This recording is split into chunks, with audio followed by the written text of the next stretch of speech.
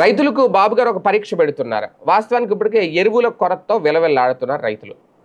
ఎరువుల కొరతతో విలవిల్లాడుతుంటే ఇప్పుడు మన పంటలు విదేశాల్లో కొనడానికి ఎవరు మొగ్గు చూపట్లేదు అంటూ తాజాగా కొన్ని సంచలన వ్యాఖ్యలు చేశారు చంద్రబాబు నాయుడు గారు. ఎందుకు కొనట్లేదు అంటే రసాయనిక ఎరువులు వాడుతున్నారు ఎక్కువగా అనేది, సేంద్రియ ఎరువులు వాడాలి అని చెప్తున్నారు. అంటే ఇది ఎరువుల కొరత నివారించడానికి చెప్తున్నమాట. సేంద్రియ ఎరువు అంటే ఏంటి? వాళ్ళకి వాళ్ళు తయారు చేసుకోవాలి ఆ సేంద్రియ ఎరువు అనేది. అంటే ఆవు పేడతోనో ఆవు మూత్రంతోనో గోవులు అంటే మామూలు చెత్త చెదారం కొన్ని ఆకులు ఇలా కొన్ని ఉంటాయి సేంద్రియ ఎరువులు. దాంతో అవన్నీ ఉపయోగించుకొని ఎరువులను తయారు చేసుకోవాలి వాళ్ళు. అది సేంద్రియ ఎరువు అన్నమాట. అందులో ఇంకా రసాయనాలు ఏమి ఉండవు, అంటే కెమికల్స్ ఏమీ ఉండవు.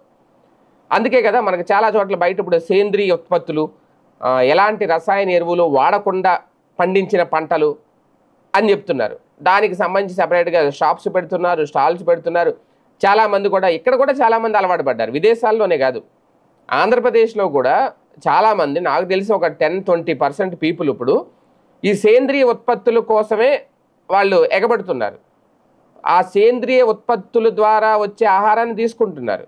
ఎందుకంటే ఆరోగ్యం కోసం. ఇక్కడ కూడా మారింది, విదేశాల్లో మారేది ఏముంది, ఇక్కడ కూడా ఆల్రెడీ మారింది. కాకపోతే ఇప్పుడు ఇది రైతులకు ఒక పెద్ద పరీక్ష అవుతుంది. అందరూ సాధ్యం అవుతుందా సేంద్రియ ఎరువులతో పంట పండించడం? కొంతమంది రైతులు చేస్తున్నారు. కాకపోతే వ్యవసాయం వైపు ఎంతమంది మొగ్గు చూపుతున్నారు, ఇటు కార్పొరేట్ సెక్టార్ల వైపు యువత వెళ్తుంటే అసలు యువత ఏ బీఎస్సీ అగ్రికల్చరు లేదంటే BA తర్వాత అగ్రికల్చర్ సైడ్ వెళ్ళి ఆ కోర్సులు చేసి వ్యవసాయం చేయడానికి సిద్ధపడే యువత చాలా తక్కువ మంది ఉన్నారు. అంటే ఇప్పుడు ఆ కోర్సులు ప్రోత్సహించాలి. కొత్త యువతరాన్ని ఇటు MNC కంపెనీల వైపు సాఫ్ట్వేర్ కంపెనీల వైపు కాకుండా వ్యవసాయం వైపు కూడా మళ్ళించాలి. మళ్ళించినప్పుడు ఇక నుంచి వచ్చే తరాలు ఆ పంటలు పండించడానికి ఒక అవకాశం ఉంటుంది. ఇప్పుడున్న రైతులకి పాపం వాళ్ళకి వ్యవసాయం చేసే ఓపికే ఉండట్లేదు. వాళ్ళ తర్వాత ఎవరు అనేది వాళ్ళకి అర్థం కావట్లేదు. అలాంటి పరిస్థితుల్లో ఇప్పుడు బాబు గారు చేసిన వ్యాఖ్యలు అయితే రైతులకు ఒక పరీక్ష కాబోతున్నాయి. ఏం చేస్తారనేది చూడాలి.